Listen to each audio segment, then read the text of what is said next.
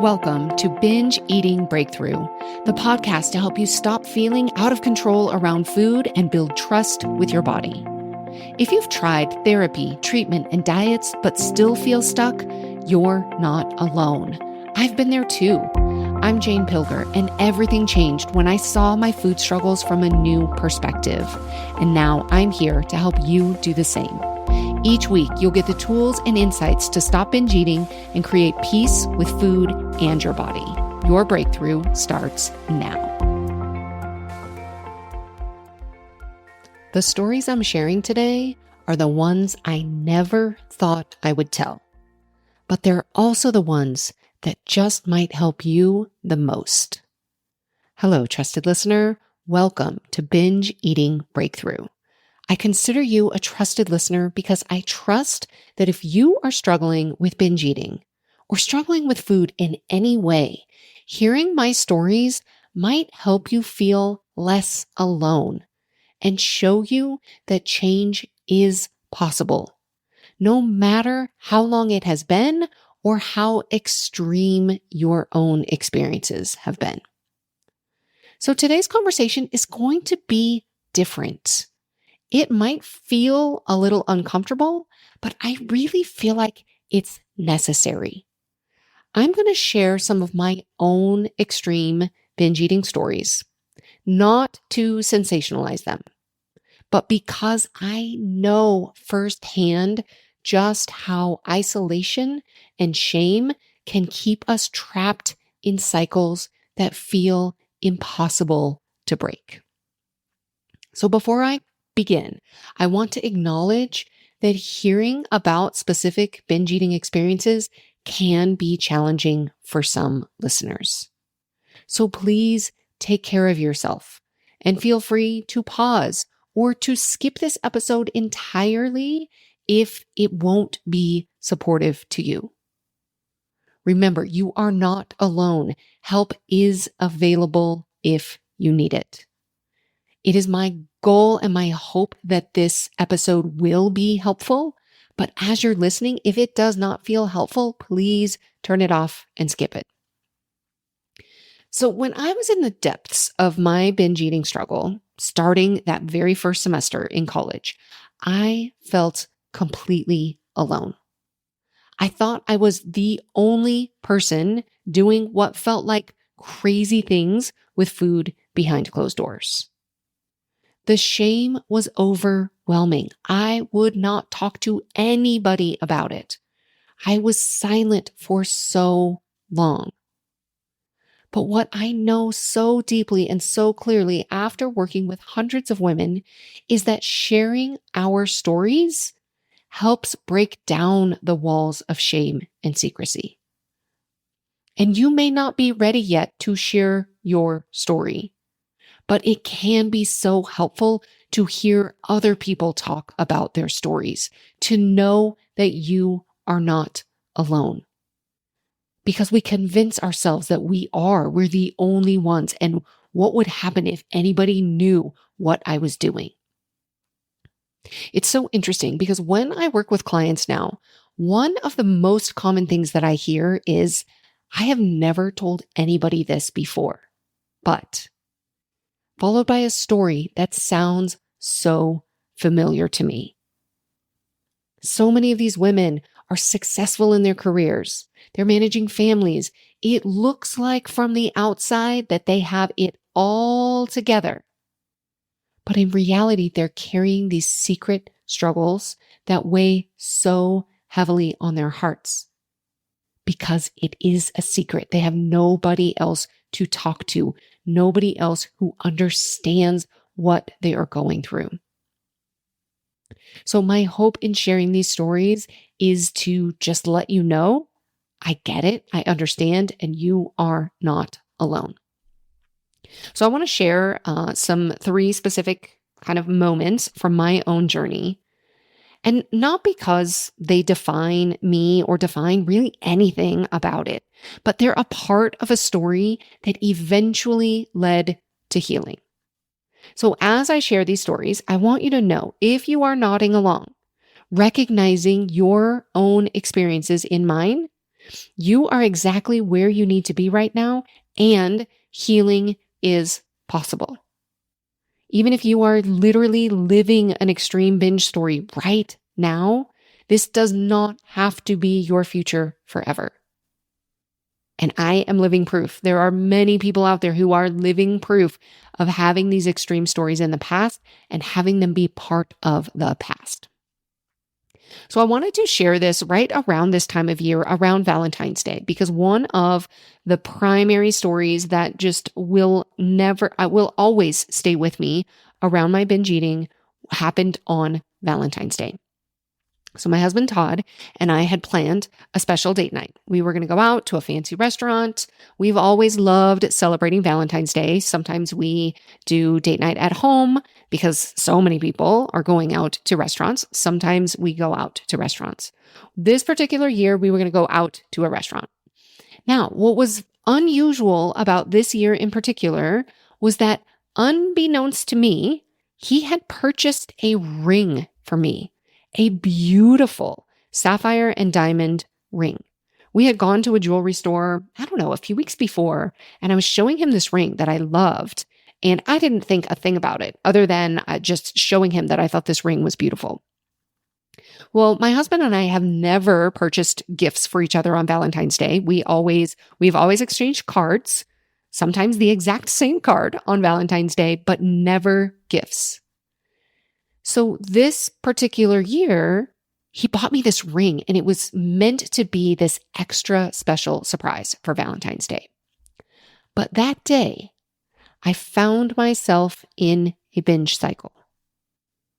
I'm guessing you know what those days are like, where despite having something important planned, despite knowing better, despite everything, I just couldn't stop. The compulsion took over. It was like watching myself from outside of my body, unable to intervene. I knew what was happening, but I couldn't stop. I ate and I ate and I ate way past the point of any sort of physical comfort. And when my husband came home, I could not bring myself to go out. I was physically in so much pain, and I was emotionally devastated. And what should have been a beautiful evening of connection became a painful moment of disconnect. I remember spending hours on the couch, crying and trying to talk through what had happened. I remember him being so upset, showing me the ring that he bought and being so disappointed in what had happened. And I was disappointed too. I could not get past my own shame and judgment over the situation. Todd felt hurt. He believed I was choosing food over him. And I tried to explain to him that in those binge moments, those times when I was eating, that I wasn't thinking about him at all, which, of course, that did not help him to feel any better. He wanted to know why our special evening that we had planned and we had been looking forward to and we had been talking about, why it wasn't enough motivation to prevent the binge. And that's the thing about binge eating that's so hard for others to understand. It's not about choice. It's not about lack of willpower. And it's certainly not about not caring enough about our loved ones and how they might feel. We did end up having a lovely do-over the next night. But that moment, that Valentine's Day, stands out to me as such a vivid reminder of how binge eating doesn't just affect us. It impacts our relationships and the people that we love the most. It creates this awful ripple effect of pain and disconnection that goes far beyond the food itself. And when I look back on it now, I can see how that evening was actually a turning point for me. It was one of those moments that made me realize just how much my relationship with food was affecting my ability to show up fully in my other relationships and to be present for the beautiful moments that life had to offer. So that's the first story. Now, the second story involves a little bit of a medical wake-up call, I guess you could say. And it's one that shows just how far our behaviors can push us. So there was one binge that was particularly intense. I had already consumed a lot of other foods. I wish I could tell you exactly what I had consumed, but I was well into a binge. So I probably had already consumed a lot of baked goods. I probably had already consumed some ice cream bars, maybe some donuts or some cereal. I had already consumed a lot. And then I ate an entire box of protein bars. We had a box of protein bars in the pantry, and I ate the entire box. Now, if you have ever eaten even a couple of protein bars back to back, you probably know they're not exactly gentle on the digestive system. I think I don't remember. They were either 6 or 8 in this box. And the artificial sweeteners that were in that box of bars, on top of everything else that I had already eaten, led to such severe gas pain that I ended up in the emergency room. I remember sitting there in the ER, having to explain to the doctor what had happened. You know what his response to me was? He said, "You aren't supposed to eat the whole box." Thanks, doc. I hadn't realized that was the problem. It's almost funny now, but not really. And at the time, it was just another layer of shame on top of an already humiliating situation. And when I think about this story with being in the ER and the doctor who was less than compassionate about the entire situation, it reminds me of another medical moment that actually really highlights just how shame can impact our healthcare. So this was going back many years ago. I was having some ongoing GI issues, which could well have been stemmed from all of the binge eating. And I was scheduled for a gastric emptying study. And this gastric emptying study was going to watch, kind of look at the rate of emptying, how quickly or not quickly my stomach emptied. So when I went to get the gastric emptying study done, I had binged the day before. And my doctor did not know this because I was too ashamed to tell him. So the test itself showed delayed gastric emptying. But I'll never know if that test was actually accurate or if it was just a result of my undisclosed binge and having had so much food in there from the day before. This is something I see so often with my clients now. It's that shame around our binge eating can prevent us from being honest, not only with ourselves, but with our healthcare providers, which can actually lead to misdiagnosis or even inappropriate treatments. It's a perfect example of how the secrecy around binge eating can impact not just our mental health, but our physical healthcare as well. And when we get responses from doctors, like the ER doctor who said, "Well, you're not supposed to eat the whole box," then of course we don't want to talk to them about our struggles, talk to them about our binge eating, if we don't think we're going to be met with any sort of understanding or openness or compassion. So there is so much secrecy. The last story it's one of those moments. It's kind of, I don't know, it's hard to share, but it's important to acknowledge. And this was another binge that it was a particularly intense binge. And I had eaten a lot of different food combinations. A lot of my binges were the same types of foods. I kind of had some of my same patterns, the same foods, baked goods. I would go to the grocery store and I would buy ice cream sandwiches. I would buy donuts. I ate quite a bit of cereal. My husband has always loved granola and cereal. I would eat a lot of cereal. But this one there were different foods, and I don't remember all the different foods, except I do remember eating a significant amount of popcorn this day. And in addition to the popcorn, everything else that I had eaten, I remember just being in bed, just violently ill. It was one of the very first times that I experienced involuntary purging. My body just simply could not handle what I had put it through. And I remember being in bed, and I remember having that trash can right next to me. And I remember just it just felt so awful. And I can remember just the specifics even of the foods. And that night in particular, because it was involuntary, because of what I had put myself through, it was what I would consider one of my more rock bottom moments. When it comes to purging, I've always been grateful that purging hasn't come easily to me, because I recognize this could have and likely would have led down an even more dangerous path with bulimia. And this experience, it was terrible, but it was another turning point. It was one of those moments I couldn't deny anymore that my relationship with food had become dangerous.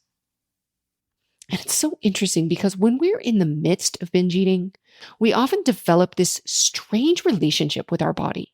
We push it to extremes. We ignore its signals. And then we feel betrayed when it finally pushes back. But our bodies aren't betraying us. They're trying to communicate with us. They're trying to tell us something isn't working. And in that moment, on that evening, my body was screaming so loud, this isn't working. Is your body trying to tell you something? Are you pushing against your body? Are you pushing your body to extremes? Are you ignoring what it's trying to tell you? Are you feeling betrayed by your own body? If you are not alone. And you don't have to stay in this place of betrayal and fight and disconnection. I share these stories not to shock, not to call attention to myself, but to connect, to let you know that if you're struggling with similar experiences or you have your own extreme experiences, you're not alone. I have many more stories: binges in cars, eating other people's food, episodes in airports all across this country. But these 3 stand out as moments that ultimately led me towards healing.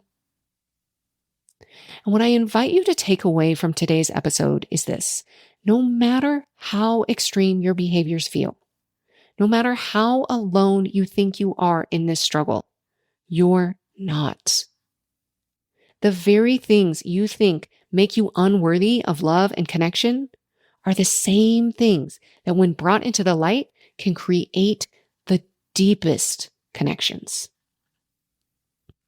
I remember when I first started sharing my stories, how terrified I was that people would judge me, look at me differently, or think less of me.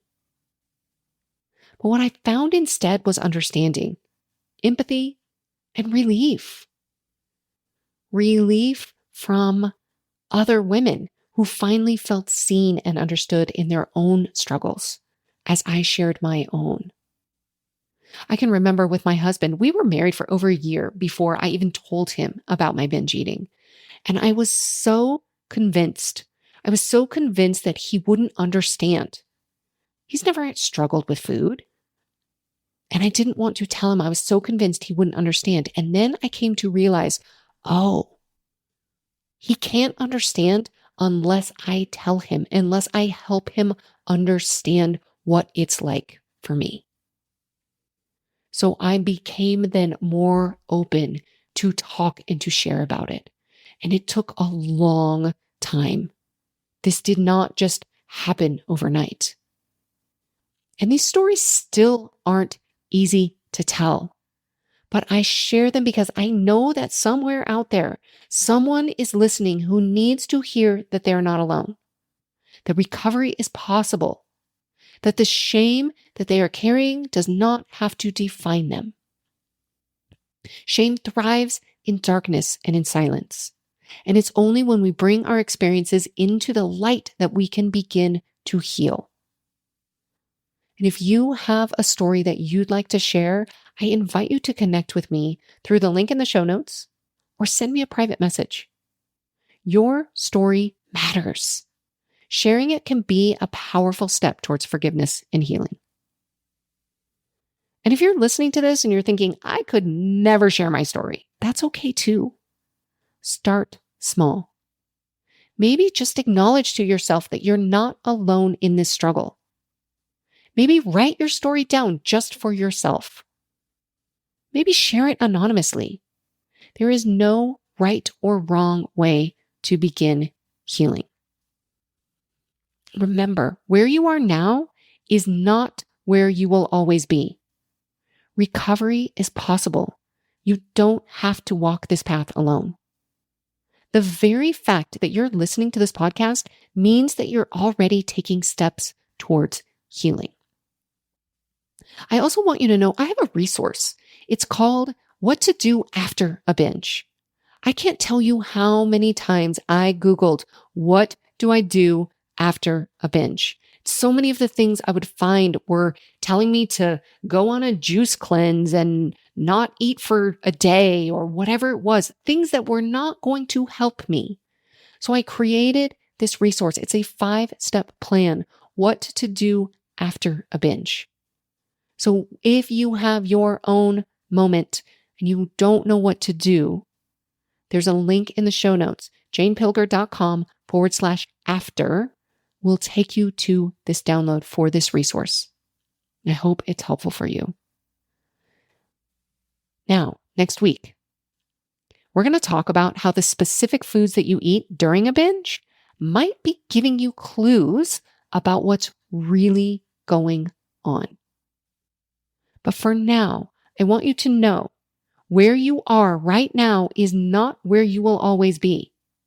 Recovery is possible. You do not have to walk this path alone. The fact that you're listening to this podcast means that you're already taking steps towards healing. Keep listening. Keep believing that recovery is possible because it is. It is possible, no matter how long it's been, no matter how extreme your own binge stories are. Thank you for listening to this vulnerable episode. I'll see you next week. Thank you for listening to Binge Breakthrough. If you want to understand why you feel out of control with food sometimes, I've created just the thing for you. Discover the number one reason why and get 3 things you can do today. Visit bingebreakthrough.com/quiz and you'll have your answer and your next steps within minutes. That's bingebreakthrough.com/quiz.